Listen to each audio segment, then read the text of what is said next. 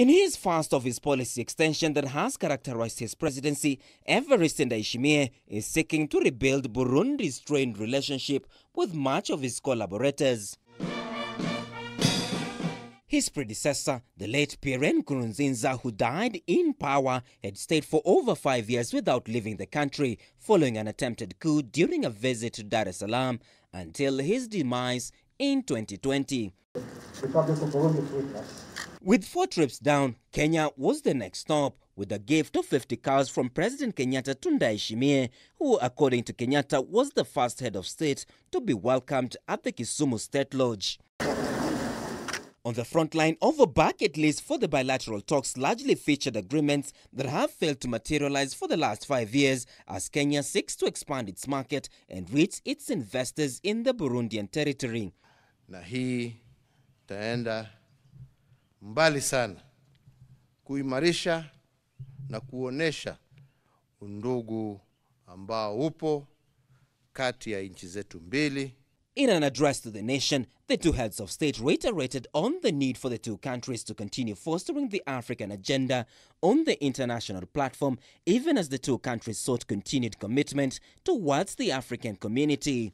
The government of the Republic of Burundi fully appreciates the state of cooperation between our two countries. We hope that our agreements and the memoranda already signed will be effectively implemented for the mutual benefit of our respective peoples. We believe that the permanent joint commission between Kenya and Burundi remain the excellent mechanism to do so. A former rebel leader in the National Council for the Defense of Democracy, a Hutu-led movement, Ndayishimiye rose through military ranks once the war ended in 2002 to becoming the Deputy Chief of Defense Forces. His party nominated him to run for presidency after completion of Nkurunziza's controversial term, and since he's taking over the reins of power, Ndayishimiye has been on a charm offensive mending key relations with countries that include Rwanda in a bid to fix and put the Burundian country back to the international diplomacy good books. The bilateral talks between the two leaders has since been welcomed by a cross-section of Kenyan leaders.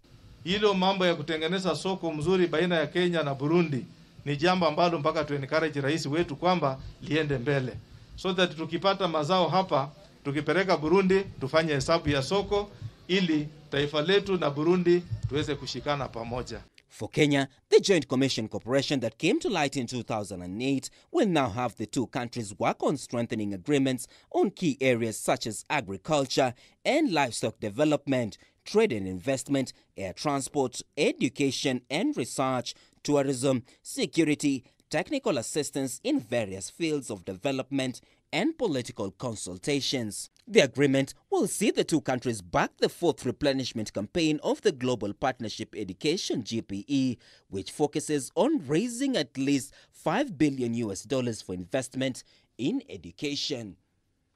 Martin Opio, K24 TV.